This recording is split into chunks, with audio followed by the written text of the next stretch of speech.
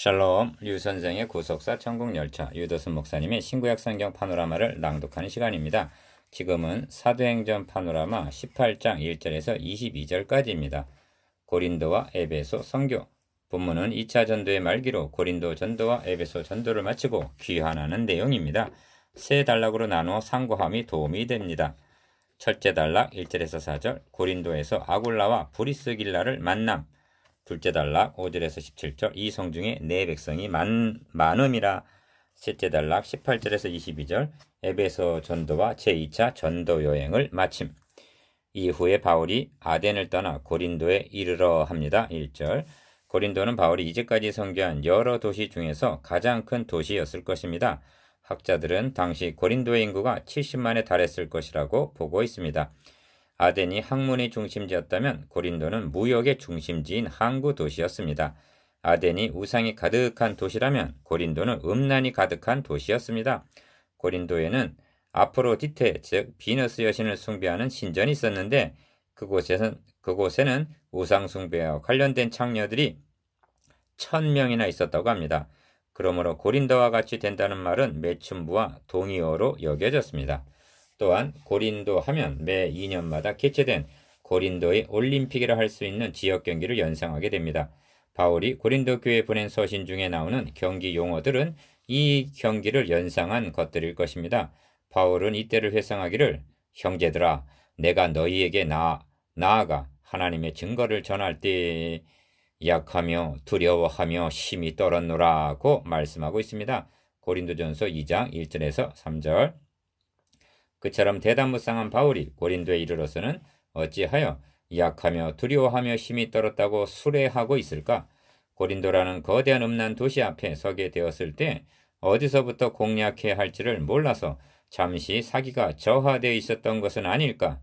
이유는 어떠하든지 전천후 군사란 없다는 깨달음입니다. 엘리야도 갈멜산의 승리 후에 로뎀나무 아래서 죽기를 구한 적이 있지 않습니까? 이런 의미에서 본 단원의 중심점은 9절에서 10절까지라 말씀드릴 수가 있습니다.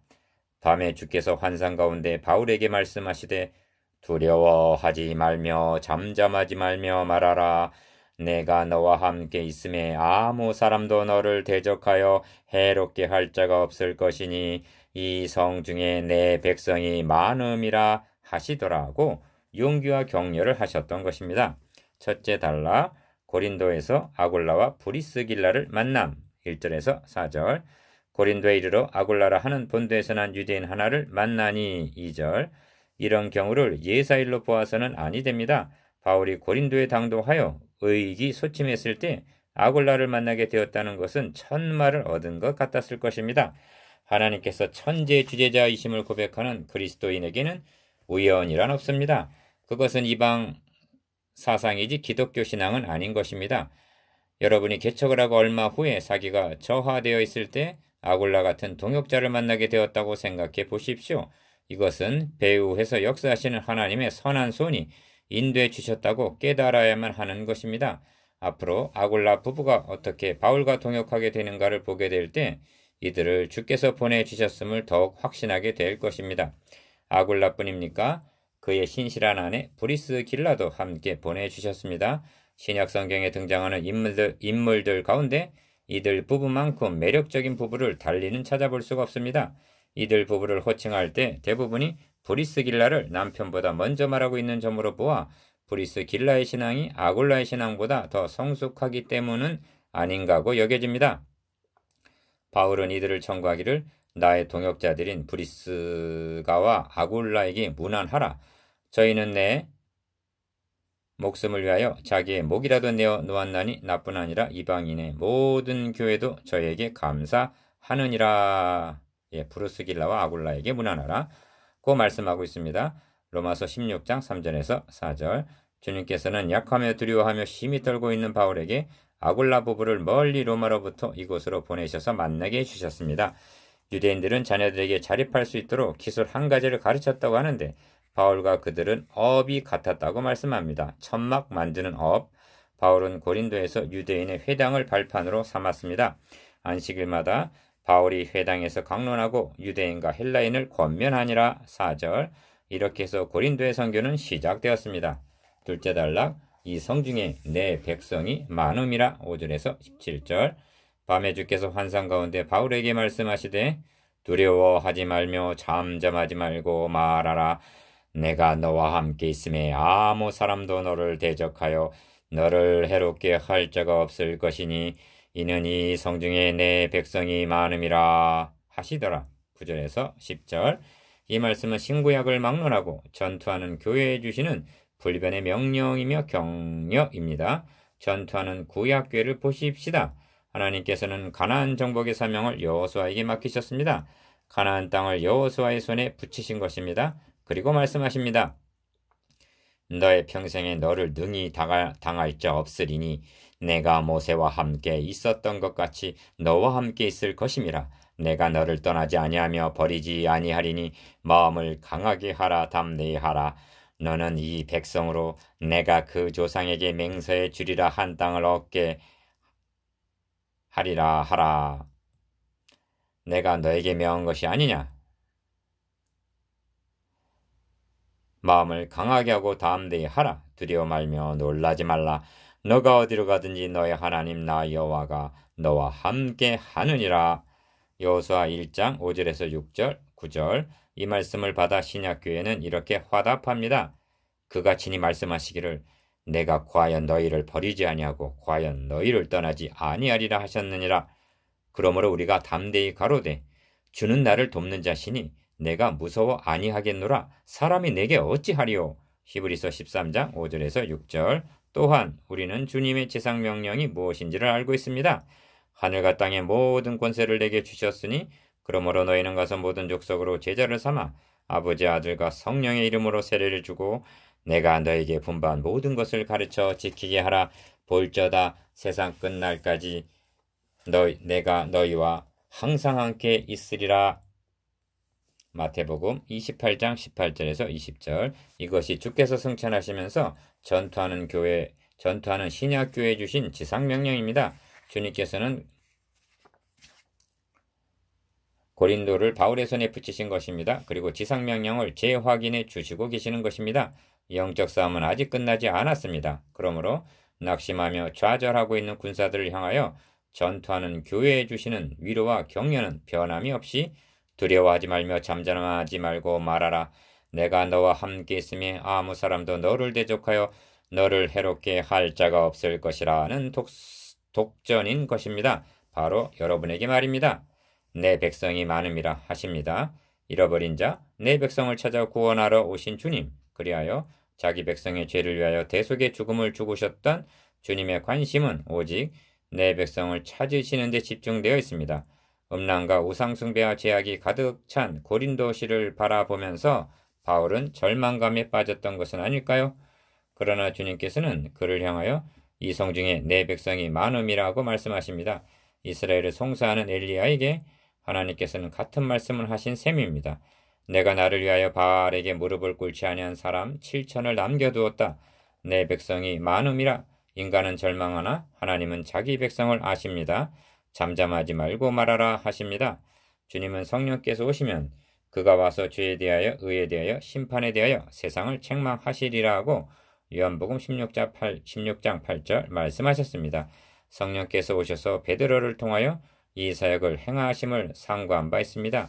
이제 성령께서는 바울을 통하여 고린도의 음란과 우상숭배를 책망하시기를 원하시는 것입니다.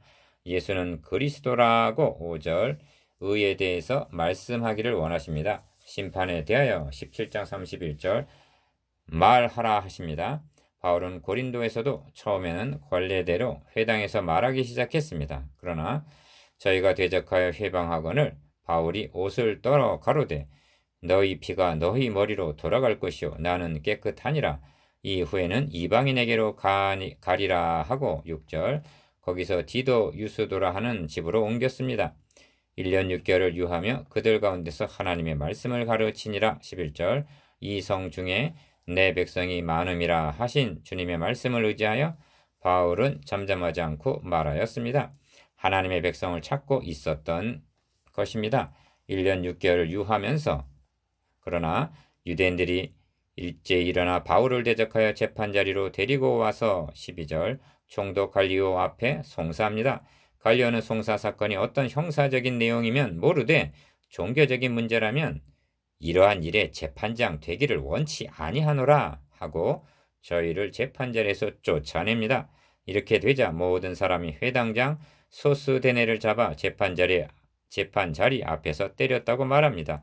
사태가 이렇게 전개된 것은 자신들의 송사가 기각을 당하게 되자 분을 참지 못해서 그러한 것이 분명합니다. 저들은 바울을 쫓아내려다가 자신들이 쫓겨나는 신세가 되었고 바울을 때리려다가 도리어 송사하는 일에 대변자였을 회당장을 때리는 지경에 이르게 된 것입니다.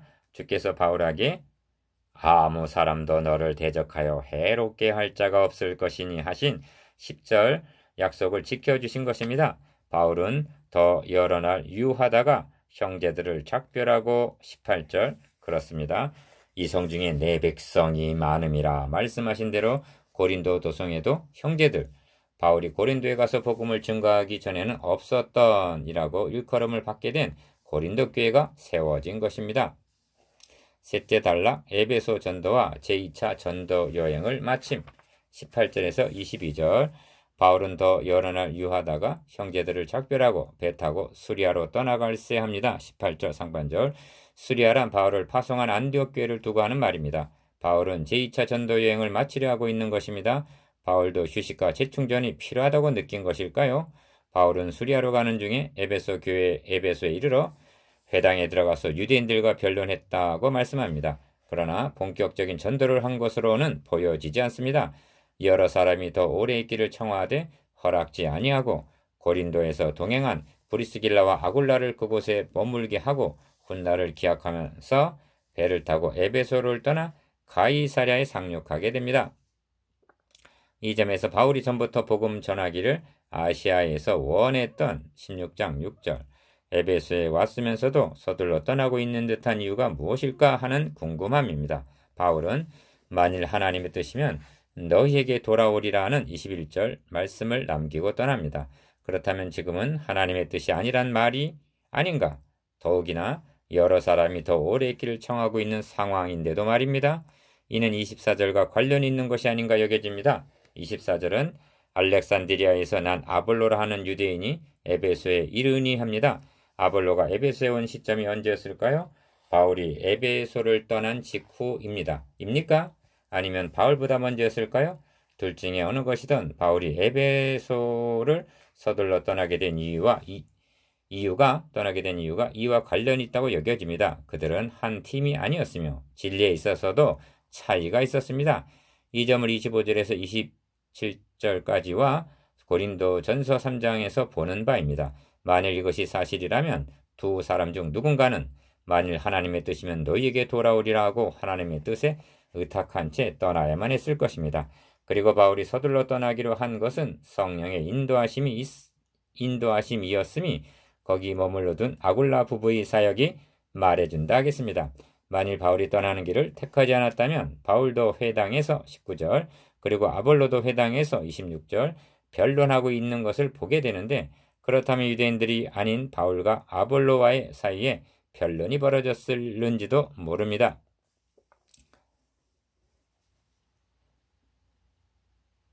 이 점은 누가가 19장 1절에서 사도행전 19장 1절에서 아볼로가 고린도에 있을 때 에베소를 떠난 후에 바울이 윗지방으로 다녀 에베소에 와서라고 진술하고 있음을 대하게 될 때 심정을 더 굳게 해줍니다. 모든 목회자의 믿음과 은사가 동일한 것은 아닙니다. 또한 주께서는 어느 한 종에게 모든 은사를 독점하게 하지도 않으셨습니다. 영적인 깊이와 성숙면에 있어서는 더욱 다양할 수밖에 없습니다. 나와 다르다고 해서 다 틀린 것은 아닙니다. 동역자적인 사역의 분담과 기다려줌이 필요합니다. 또 궁금한 점은 바울이 일찍 사원이 있으므로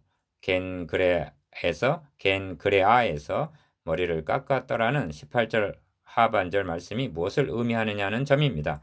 이는 22절과 관련이 있다고 여겨집니다. 바울은 수리아 안디옥으로 직행한 것이 아니라 가이사랴에서 상륙하여 올라가 교회의 안부를 물은 후에 안디옥으로 내려갔다고 말씀합니다. 올라가 교회의 안부를 물었다는 교회는 예루살렘 교회임이 분명합니다. 그러므로 올라가라는 표현을 쓰고 있는 것이며 안디옥은 내려가서라고 말하고 있는 것입니다.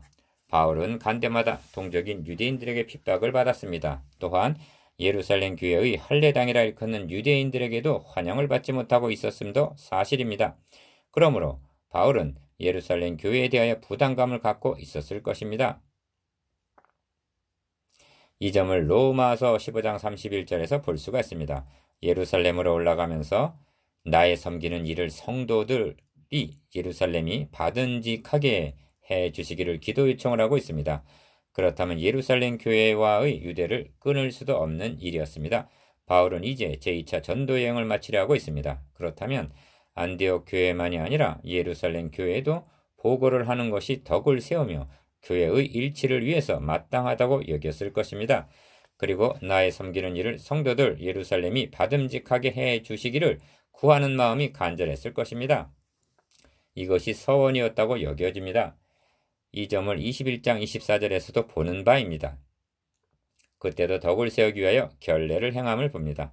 이 점이 오늘 우리들에게 어떤 교훈을 줍니까? 복음 진리를 보수하면은 추워도 타협을 용납하지 않았습니다. 그러나 교회의 덕을 세우기 위해서는 사랑으로 종노릇하라고 말씀합니다. 갈라디아서 5장 13절.